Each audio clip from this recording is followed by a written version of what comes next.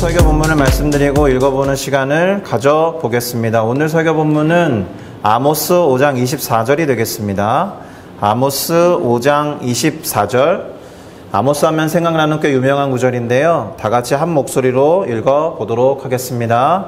오직 정의를 물같이 공의를 마르지 않는 강같이 흐르게 할지어다. 아멘. 자, 저는 방금 우리가 함께 읽은 이 아모스 5장 24절 말씀을 가지고 순종할 수 있는 용기라는 제목으로 우리가 계속해오고 있는 순종의 인물 시리즈 중에서 아모스 선지자에 대해서 공부를 해보고 그 안에서 우리 성도님들과 함께 깨달음을 얻고자 합니다. 그러니 그렇게 깨달음을 얻고 순종하는 삶에 적용하는 우리 모두가 되기를 바라는 마음을 가지고 다 같이 설교 제목을 따라 읽어주시면 좋겠습니다. 순종할 수 있는 용기. 순종할 수 있는 용기. 아멘. 감사합니다. 자, 순종할 수 있는 용기라는 제목을 생각해 보니까 한국에서 몇 해 전에 대단히 인기가 높았던 용기에 관한 책이 한 권 생각납니다. 미움받을 용기라는 책이 있었습니다. 들어보셨습니까? 네, 일본의 심리학자 두 사람, 기시미 이치로라는 사람과 고가 후미다케라는 분이 그 아들러라는 심리학자가 있거든요. 아들러의 심리학 이론을 바탕으로 해서 사실은 심리학 책이라기보다는 자기계발 책입니다. 그래서 이 책의 부제목이 어떻게 쓰여 있느냐, 책의 표지에는 이렇게 적혀 있습니다. 자유롭고 행복한 삶을 위한 아들러의 가르침. 이렇게 적혀 있어요. 그리고 이 책이 어떤 내용인지를 잘 드러내는 소제목 중에 하나를 제가 뽑아갖고 왔는데, 내 얼굴을 주의 깊게 보는 사람은 사실 나뿐이다. 이런 말이에요. 우리가 사진을 찍어보면 대체로 단체 사진에서 뭘 제일 먼저 찾습니까? 자기 얼굴 먼저 찾잖아요. 그죠? 사실은 다른 사람이 나를 어떻게 볼 것인지에 우리는 어느 정도 신경을 쓴단 말입니다. 그래서 과하게 신경을 쓰는 사람일수록 다른 사람을 너무 의식한 나머지 그런 이유로 자기 스스로를 과하게 살피게 되는 그런 경향성이 있다라는 거예요. 그러나 이 책의 제목에서도 알 수 있듯이 다른 사람이 나를 어떻게 보든 설사 내가 그 사람으로부터 미움을 받게 되더라도 원하는 대로 살아가도록, 그래서 용기 있는 삶을 살아보자는 취지의 책이라고 보시면 될 듯 합니다. 기꺼이 미움을 받겠다라는 용기가 혹시라도 있다면 다른 이의 시선을 과하게 의식할 필요도 없고, 이 아들러라는 사람의 열등감에 대한 이론을 좀 펼친 사람인데요. 그래서 그 열등감에 사로잡힌 나머지 특정 행동을 하거나 그 열등감 때문에 에너지를 이렇게 어딘가에 확 모으는 일을 하지 않을 거다. 이런 말이 되겠습니다. 그리고 용기와 관련해서 우리말 속담에 이런 말이 있습니다. 고양이 목에 방울 달기. 무슨 뜻인가요? 실행하기 어려운 어떤 일을 의논할 때 사용하는 그런 속담입니다. 쥐들이 이제 고양이가 무서우니까 그가 나타나면 바로 알아차리려고 방울을 달기로 이제 회의를 하잖아요. 참 좋은 아이디어인데 뭐가 문제입니까? 과연 누가 고양이의 목에다가 방울을 달 것인가? 그 누구도 쉽게 용기를 내지 못하고 주저하는 상황을 가지고, 그래서 실행하기 어려운 것을 논의할 때 이 속담을 사용한다라는 거예요. 자, 그러면 우리가 이제 순종에 대한 이야기를 계속해오고 있는데, 순종과 관련해서 우리는 다음과 같은 이야기를 해볼 수 있을 거라는 생각이 듭니다. 실행하기 어려운 것을 혹시라도 하나님이 명령하신다라면 그것도 고양이 목에 방울 달기가 아닐까. 예를 들면 우리 공동체 전체에게 하나님이 어떤 것을 명령하셨다라고 가정을 하는 거죠. 그런데 그게 누가 선뜻 나서기에 너무 힘든 일이다 라고 하면, 이럴 때 이 순종과 관련해서도 고양이 목에 방울 달기가 아니겠는가, 이런 말을 할 수 있겠다라는 거예요. 자, 그렇다면 어떤 명령이 실행하기 가장 어려운 명령일까? 이게 꼭 하나님이 아니더라도 우리가 살아가는 직장생활 속에서 상사가 어떤 명령을 내린다라고 하면, 그렇게 가정했을 때 어떤 경우가 가장 실행하기 어렵다라고 생각하고 주저하게 됩니까? 도움이 되도록 하나의 사진을 하나 보여드릴까요? 많이 보셨을 텐데 이와 같은 상황이 실행하기가 대단히 어려운 명령을 떠올리게 하는 사진일 거예요. 동그라미 친 사람 혼자 하이 히틀러를 외치지 않고 있는 겁니다. 나치의 인사 방식에 동의하지 않고 혼자 인사 안 하고 있는 거예요. 누구나 예라고 할 때 스스로 아니라고 하거나 모두가 아니라고 할 때 혼자 예라고 해야 하는 그 상황, 그런 명령이 사실은 순종하기 어렵고 추진하기 힘든 일이겠죠. 다시 말해서 모두가 관심이 없어 하는 걸 말해야 한다거나 모두가 동의하지 않는 걸 혼자만 다르게 말하는 것이 어려운 수행일 것 같아요. 제 생각에는. 어떻습니까? 다른 사람이 모두 아무렇지도 않게 행하고 있는 어떤 일에 대해서 그거 잘못된 거예요 라고 말하는 거 어렵죠. 우리는 어떤 시대적인 조류에 편승하기를 좋아하고 타협해서 묻어가는 것을 좋아하기 때문에 그것을 거스르는 명령이 가장 어려울 것입니다. 누구나 다 하는 일을 왜 뭐라고 하느냐, 이와 같은 일에 대해서 반대 의견을 얘기한다거나 저항이 심한 어떤 것을 지적하고 수정하도록 요구하는 것이 아마도 그것을 하나님이 명령한다거나 상관이 명령하면 수행하기 쉽지 않은 명령이라는 생각이 듭니다. 어느 정도 동의할 거라고 생각해요. 또 가령 다른 사람이 전혀 거들떠보지도 않는 어떤 일, 전혀 행하지도 않는 일을 나 혼자 기꺼이 가서 행하는 것도 쉽지 않을 겁니다. 그죠? 우리는 어쨌든 집단에 속해서 함께 움직이기를 원하는 그런 습성 같은 게 있어요. 그래서 이와 같은 명령을 받게 되면 실행하기가 쉽지 않고 행하고 싶어 하지 않기 때문에 주저하거나 망설이게 되는 거죠. 어저께 저희 청년들이 저희 집에서 리트릿을 했는데 범죄도시 3를 봤습니다. 정상적으로 돈을 지불하고 다운로드해서 봤습니다. 불법 아니었고요. 그 범죄도시 3에 나오는 초롱이라는 캐릭터가 있습니다. 그 사람이 이제 이 마동석 형사한테 걸려가지고 그 마약을 혼자 가지고 가야 되는 상황이 있었어요. 네. 너 혼자 그거 들고 와 라고 말하는 전화 저 너머의 소리에 이 초롱이가 쫄은 거죠. 마 형사님 저 혼자 오라는데요. 혼자 가야지. 총 쏘면 어떻게 하죠? 피해야지. 뭐 이런 얘기를 했단 말입니다. 혼자 가야 되는 상황, 누군가 우군이 있고 아군이 있어서 같이 가는 상황이 아니라 혼자 모든 부담을 다 짊어지고 가는 명령일 때 쉽지 않다라는 거예요. 또한 다른 사람의 시선을 지나치게 의식하게 되면은 순종을 주저하고 망설이게 된다라는 겁니다. 내가 이렇게 했을 때 미움받을 텐데, 내가 이렇게 했을 때 해코지 당할 텐데, 내가 이렇게 했을 때 불이익이 있을 텐데 라고 생각하면 순종을 주저하게 되겠죠. 어쩌면 그래서 미움을 받을 용기라는 말과 같이 우리는 순종하기 위해서 용기가 필요하다는 말을 해야 하는 건 아닐까. 순종할 용기에 대해서 말해야 하는 건 아닐까. 어떻습니까? 실행하기 어려운 명령이라면 그것에 순종하는 데에는 대단히 큰 용기와 담대함이 필요하겠죠. 순종은 그래서 용기가 필요한 행동입니다.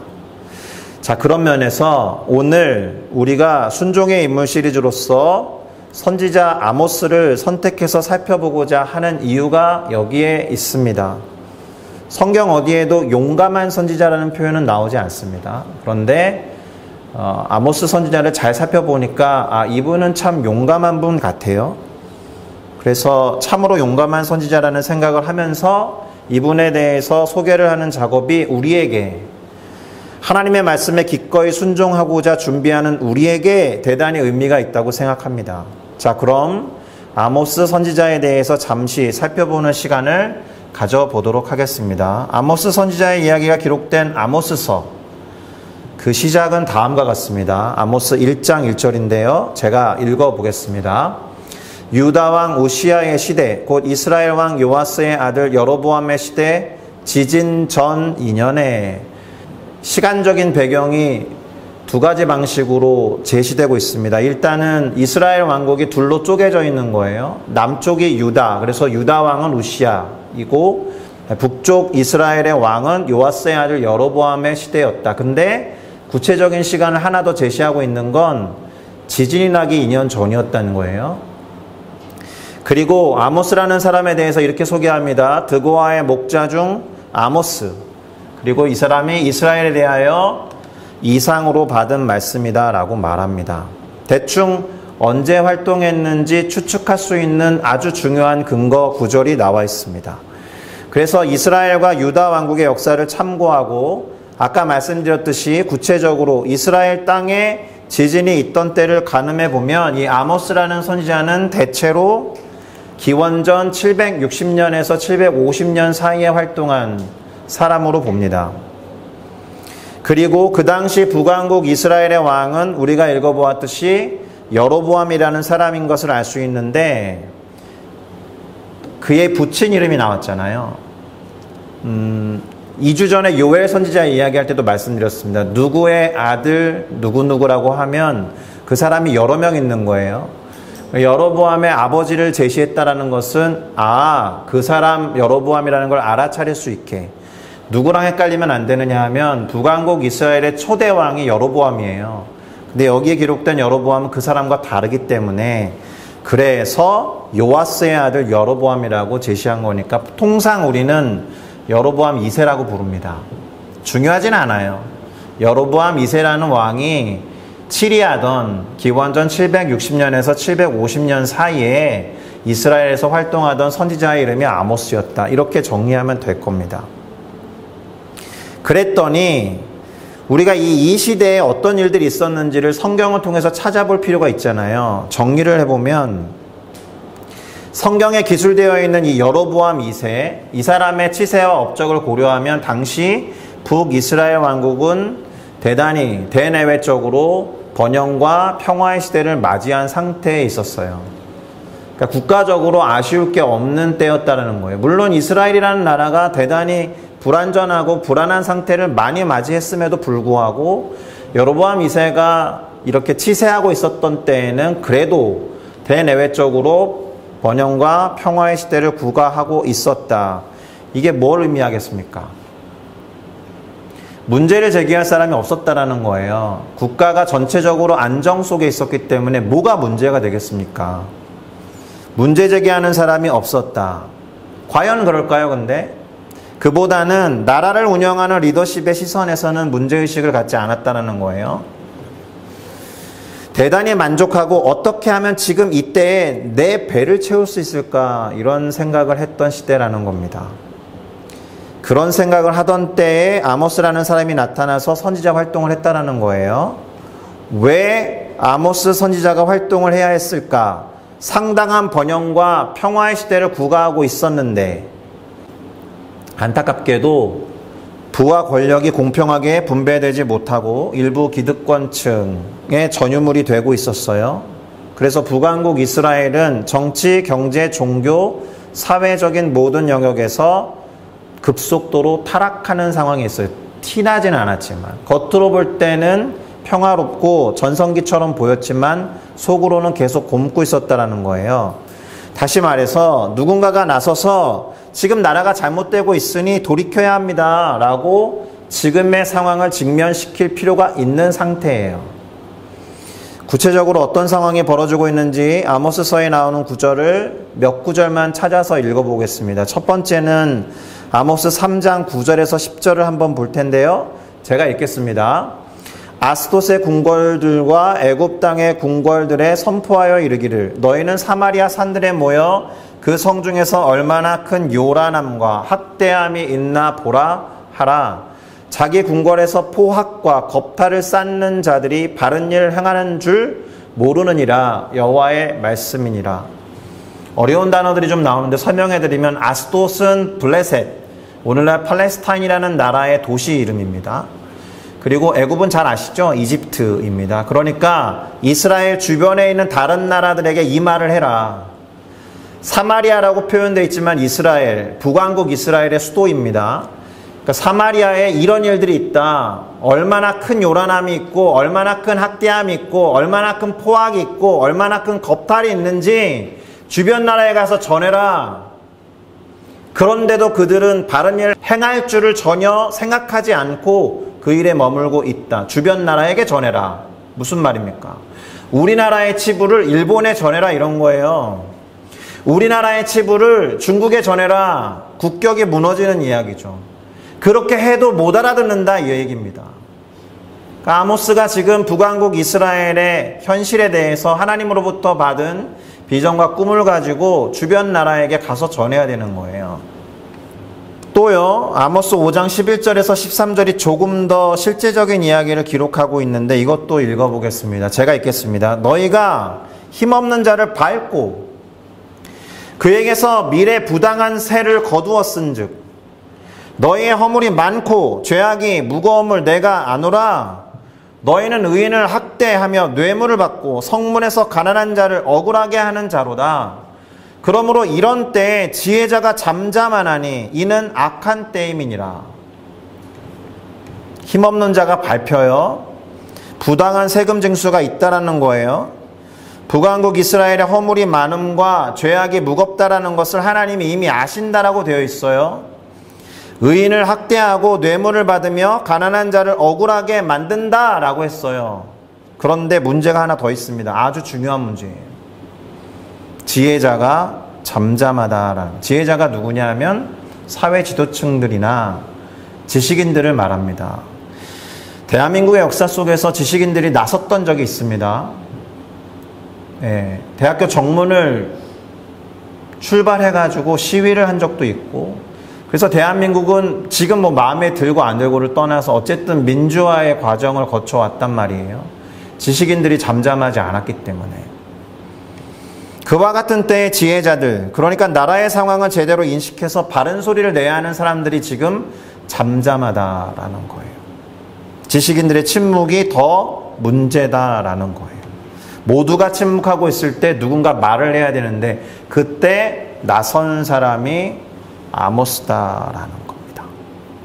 우리가 첫 구절로 읽었던 아모스 1장 1절에는 아모스라는 사람의 원래 직업이 나와 있었어요. 기억하십니까? 아모스는 원래 목자였어요. 선지자로 지목받아서 선지자로 기름 부음 받은 사람이 아니란 말입니다. 이 말은 목자였기 때문에 선지자로서의 권위를 쉽게 인정받을 수 없었다라는 뜻이에요. 그렇지 않습니까? 메시지나 의사소통에 있어서 그것을 신뢰받으려면 말하는 사람이 어떤 존재여야 돼요? 전문가여야 되잖아요. 그래서 이제 우리의 뭐 광고나 선전이나 CF에 보면은 약이나 건강 관련된 선전이나 광고에는 반드시 하얀 가운 입은 사람이 등장할 때가 많아요. 그 사람이 전문가인 척 해야 되니까. 그리고 대표적인 게 누구입니까? 금쪽 같은 내 새끼에 나오는 오 박사님 아닙니까? 그래서 오 박사님의 이야기는 정말 거의 법이에요, 요즘에. 그분의 전문적인 지식과 많은 사례 때문에 그렇죠. 신뢰도가 높다라는 겁니다. 반대로 아모스는요, 신뢰도가 떨어져요. 선지자로 인정받았던 사람이 아니고 원래 목자 출신이었기 때문에 그의 영적인 권위를 인정받기 쉽지 않았어요. 내가 이 말을 하면 무시하겠구나라는 걸 알면서 용기를 말한 거죠. 무시받을 용기를 갖고 있었던 사람이에요, 아모스는. 어쩌면 미움받을 용기를 갖고 있었던 사람이겠죠. 실제로 이 사람을 무시했던 영적인 지도자가 한 명 나옵니다. 아모스서에. 북왕국 이스라엘에 있어서 대단히 사람들로부터 인정받았던 그 사람, 베델의 제사장 아마샤라는 사람이 나와요. 아모스에 대해서 뭐라고 했는지 한번 볼까요? 아모스 7장 12절에서 13절인데요. 선견자야, 너는 유다 땅으로 도망하여 가서 거기에서나 떡을 먹으며 거기에서나 예언하고 다시는 베델에서 예언하지 말라.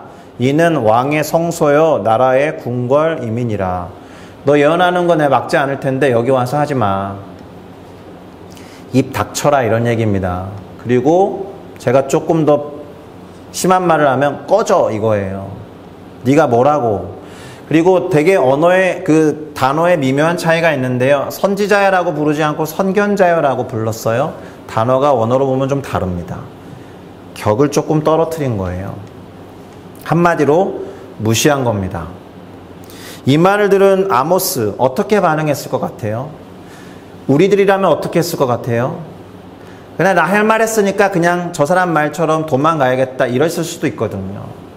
근데 아모스가 했던 말이 우리에게 주는 용기가 있습니다. 그 다음에 이어진 두 구절, 곧 아모스 7장 14절에서 15절을 읽어드릴게요. 맞다, 나는 선지자가 아니야. 나는 선지자의 아들도 아니고 나는 목자야. 뽕나무를 재배하는 자지. 양떼를 따를 때 근데 여호와 하나님께서 나를 데려다가 여호와께서 내게 이르시기를 가서 내 백성 이스라엘에게 예언하라 하셨다. 누구에게 집중하고 시선을 두고 있는 거예요? 자신을 부른 하나님께 시선을 두고 있는 거예요. 다른 사람에게 시선을 빼앗기지 않고 다른 사람이 나를 어떻게 볼 것인지에 관심 없어요, 이 사람은. 말해야 할 사람들이 말하지 않으니까 도무지. 하나님도 선지자 자격을 갖춘 다른 사람들이 아니라 목자 출신이었던 아모스를 선택하신 거예요. 말해야 될 사람들이 잠잠하고 있으니까. 지금 말해야 할 때인데. 그러니까 사실 아모스는 하나님이 자신을 불러서 당신의 말씀을 맡기시고, 제가 여러 차례 말씀드렸죠. 성경에 나오는 예언은 결코 앞날에 대한 말이 아니다. 예자가 무슨 예자라고? 미리 예자 아니라 그랬습니다. 맡길 예예요. 말씀을 맡긴다라는 뜻이에요. 하나님이 말씀을 이 사람에게 맡긴 거예요. 말씀을 맡은 아모스는 순종해서 말씀을 전한 거예요. 그게 예언자의 원래 의미예요. 절대로 앞날에 대한 예언이라고 좁혀서 생각하시면 안 됩니다. 그러니까 하나님이 나에게 말씀을 맡겼기 때문에 진짜 선지자는 아모스인 거예요. 용기가 크죠. 용기를 내서 하나님이 하신 말씀을 가감없이 담대하게 순종하면서 전한 겁니다. 당시 사람들이 무시할 수 없었던 제사장 아마샤를 신경 쓰지 않고 말할 수 있었던 담대함은 그의 시선이 누구에게 향했기 때문일까요? 하나님께 있었기 때문에 그래요. 하나님만 신경 쓴 사람. 자, 그가 진짜 선지자라는 사실을 다른 구절에서 한 번 더 확인해 볼 텐데요. 아모스 3장 7절입니다. 주 여호와께서는 자기의 비밀을 그 종 선지자들에게 보이지 아니하시고는 결코 행하심이 없으시리라. 이미 자신의 정체성을 하나님으로부터 확고히 붙잡고 나에게 말씀하신 하나님을 인정하면서 그렇게 담대함을 가지고 나아갔던 겁니다. 아멘이십니까? 그러니까 자신이 하나님의 종이고 선지자라는 말을 다른 사람의 시선과 상관없이 나를 부르신, 나에게 말씀하신 하나님 때문에 흔들리지 않았던 겁니다. 할렐루야. 다시 말씀드립니다. 순종의 인물로서 아모스에게 우리가 가장 확실하게 취해야 하는 모습이 무엇이어야 되느냐? 아무도 말하지 않을 때 용기를 내서 순종한 사람이었다. 그러면서 그가 선포한 메시지를 확인하겠습니다. 오늘 설교 본문이었는데 아모스 5장 24절 다 같이 한 번 더 읽어보겠습니다. 오직 정의를 물같이 공의를 마르지 않는 강같이 흐르게 할지어다. 아멘. 이렇게 말씀하신 하나님을 찬양합니다. 할렐루야. 혼탁한 사회에 맑은 물과 같이 정의와 공의가 그냥 단지 있는 게 아니에요. 고여 있는 게 아니에요. 흘러가는 거죠. 흘러가는 강물은 모두를 위한 것이에요. 자기가 물을 퍼다가 자기 대하에 갖고 있으면 그건 자기 거죠. 그러나 흘러가는 강물은 모두의 것입니다. 이 말은 모두에게 정의와 공의를 회복하는 일이 있어야 한다, 이런 이야기입니다. 보통 공의는 뭐라고요? 하나님과의 바른 관계를 말해요. 정의는 사회에서도 옳다고 인정하는 선과 악의 바른 기준을 말해요. 그러니까 개인적인 것과 사회적인 것 모두에서 하나님과 바른 관계를 형성해라, 이런 이야기를 한 겁니다. 할렐루야. 자, 그럼 우리는 오늘의 말씀을 어떻게 적용해야 할까요? 일단 이 부분을 먼저 짚고 넘어가야겠습니다. 우선 우리가 내야 할 용기라는 것이 그렇게 거창할 필요는 없어요.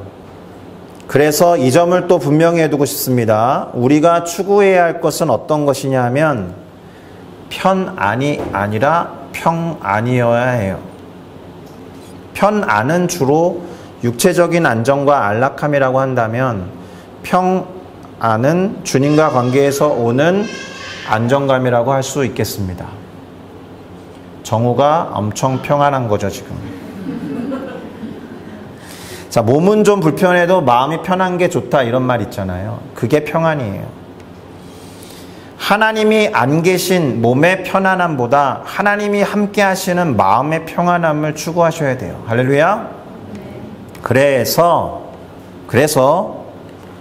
이 정도쯤이야, 이렇게 생각하고 편안함을 추구하는 모든 것들과 싸우셔야 됩니다. 이 정도쯤이야 하고 무시하면서 안 하는 일들을 하셔야 합니다. 꼭 그러시기를 부탁드립니다. 우리 삶에 남들이 쉽게 어기는 것, 그래서 동조하기 무척 쉬운 것, 관례라고 하면서 예전에는 뇌물을 주거나 청탁을 하는 경우 되게 많았거든요. 직장과 회사 장면에서. 지금도 어쩌면 우리가 다니는 회사 안에 남들이 쉽게 어기는 것으로 가득 차 있을 수 있습니다. 그것과 저항하셔야 해요. 남들이 지키지 않는 것, 쉽게 무시하는 것이 무엇인지 한번 꼭 따져보시기를 권면드립니다. 할렐루야. 마지막으로 아무도 예배하지 않는 것과 예배하지 않는 시간에 대해서 예배하는 용기를 바라셨으면 좋겠습니다.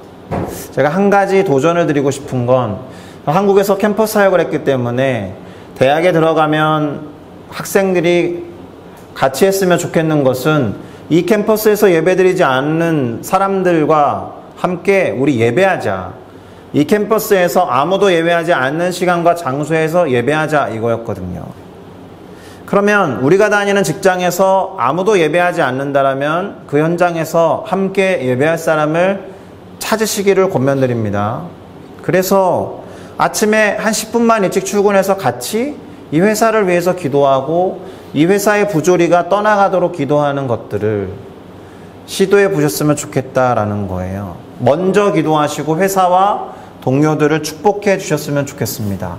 먼저 우리 학교 친구들, 학교에 있는 스태프들 축복하는 시간을 꼭 가지시면서 용기를 발했으면 좋겠습니다.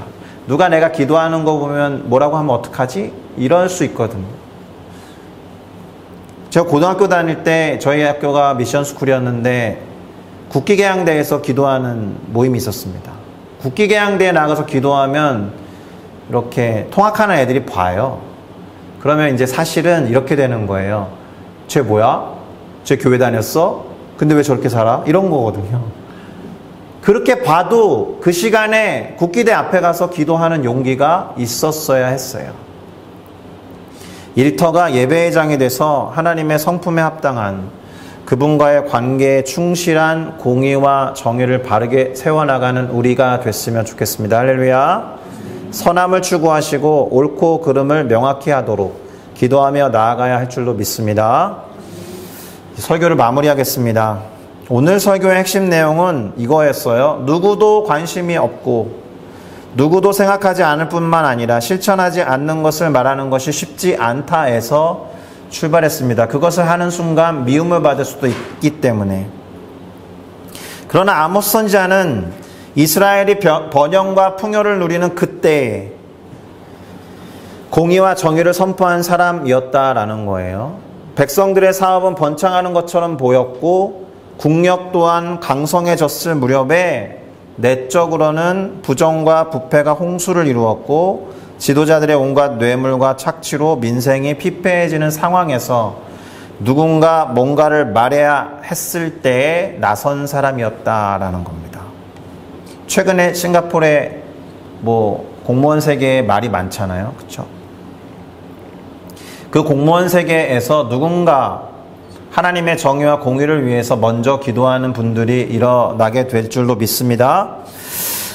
자, 예루살렘 궁전이 불에 탈 것도 암시했었고요. 성전이 짓밟히고 백성들이 칼에 망해서 나라가 망할 거다라는 예언을 했습니다. 오늘 설교 때 다루지는 않았지만, 그러나 결국에 원했던 메시지는 우리가 읽었던 오직 정의를 물같이 그리고 공의를 마르지 않는 강같이 흐르게 할지어다, 이런 거였습니다.